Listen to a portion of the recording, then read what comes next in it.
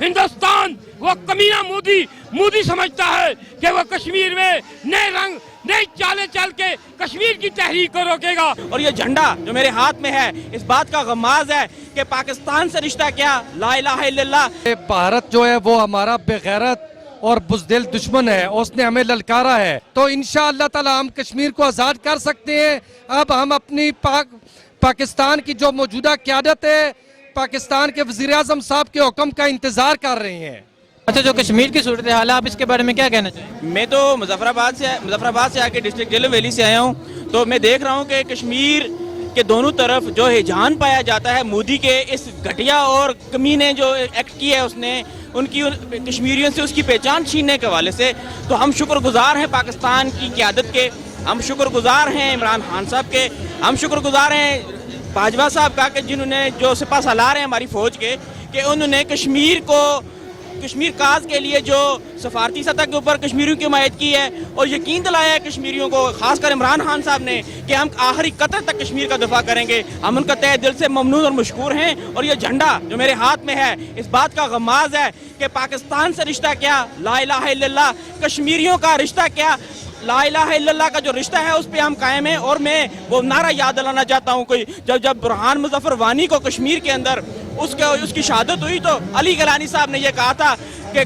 पाकिस्तान से रिश्ता क्या, ला इलाहा इल्लल्लाह, और ये मशहूर नारा था पूरी हिंदुस्तान के ऐवानों में दिलाने के लिए काफ़ी था कि हम पाकिस्तानी हैं, पाकिस्तान हमारा है, और पाकिस्तान का मतलब क्या, ला इलाहा इल्लल्लाह। इसमें तो हम ये कहते हैं, एक तो पाकिस्तान की कौम का हम बहुत शुक्रिया अदा करते हैं, अफवाज पाकिस्तान का शुक्रिया अदा करते हैं। गवर्नमेंट पाकिस्तान ने भी अपने हर फॉर्म पे कश्मीर के मसले पे आवाज़ उठाई है।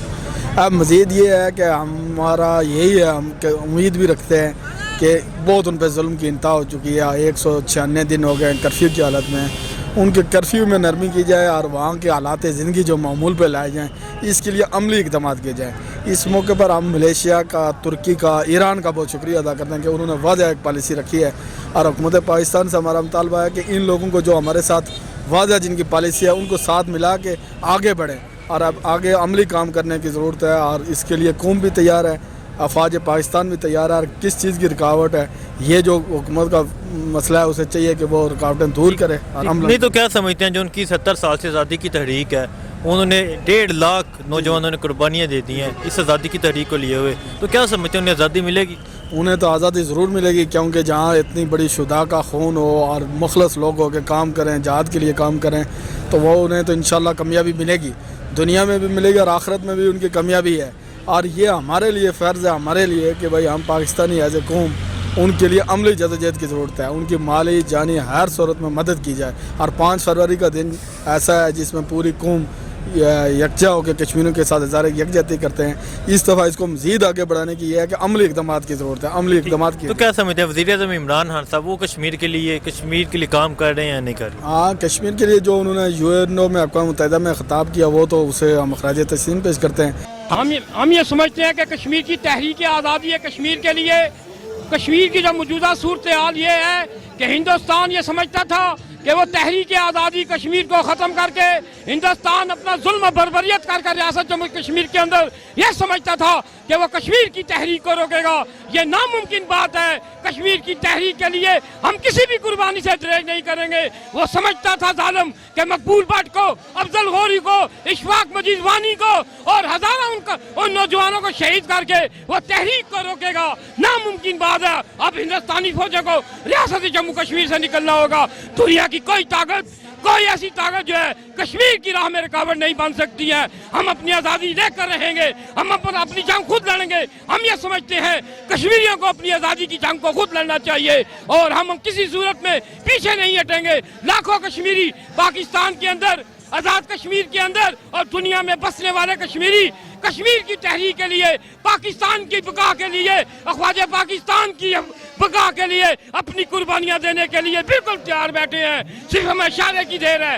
इशारा मिलना चाहिए कि नौजवान कश्मीरी जो पाकिस्तान में महाजिर जम्मू कश्मीर हैं, वो अपने वतन की आज़ादी के लिए किसी भी कुर्बानी से देर नहीं करेंगे।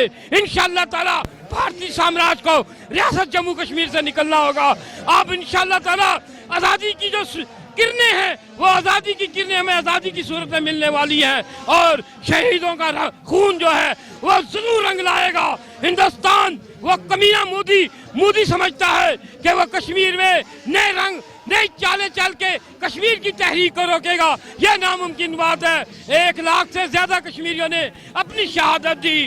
13 جولائی 1931 کو 1 اذان پر سری نگر سینٹرل جیل کے بعد 1 اذان پر 22 کشمیریوں نے شہادت دی۔ پوری دنیا میں آپ نظر اٹھا کے دیکھیں، کسی جگہ بھی 1 اذان پہ 22 کشمیری شہید نہیں ہوئے تھے۔ ہم یہ عہد کرتے ہیں، ہم سیاست نہیں سمجھتے کوئی، ہمیں سیاست سے کوئی تعلق نہیں، لیکن پاکستان میں ہمارے جو نوجوان ہیں، کشمیری نوجوان ہیں، ہمارے بچے، ہماری بیٹیاں تحریک کے لیے قربانی دینے کے لیے تیار ہیں۔ دنیا کی کوئی طاقت کشمیر کی تحریک کو نہیں روک سکتی، اور نہ ہم نے کسی کے کہنے پہ شروع کی تھی، نہ کسی کے کہنے پہ ختم کریں گے۔ سخت زیادتی ہو رہی ہے، انسانیت سوز حالات ہیں۔ یہ تو کیا سمجھتے ہیں کہ مودی نے 6 مہینے ہو گئے ہیں، انہیں ایک محصور اتنی سردی ہے، انہیں قید کر رکھا ہوا ہے، تو کیا لگتا ہے ان کی جو آزادی کی تحریک ہے 70 سال سے وہ اپنی آزادی کی تحریک لیے جا رہی ہے، تو کیا سمجھتے ہیں انہیں آزادی ملے گی؟ انشاءاللہ دنیا میں بیچ کر قائم ہے، ضرور انشاءاللہ ملے گی ان کو۔ یہ تو جو ان پہ ظلم و ستم ہو رہا ہے اس کے حوالے سے کیا کہتے ہیں؟ ظلم و ستم ہوگا تو اللہ پاک ان کو نیست و نابود کرے گا۔ کن کو؟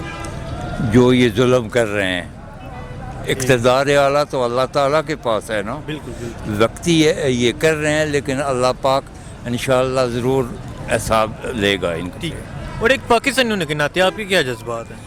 پاکستان کے ناطے پاکستان نے ہمیشہ قربانی دی ہے، پوری قوم آزاد کشمیر کے جو جہاں بھی دنیا میں کہیں ظلم ہو رہا ہے، اسلام کی تعلیم کے مطابق اس کی مذمت کرتے ہیں، اسلام ہمیں یہ سکھاتا ہے۔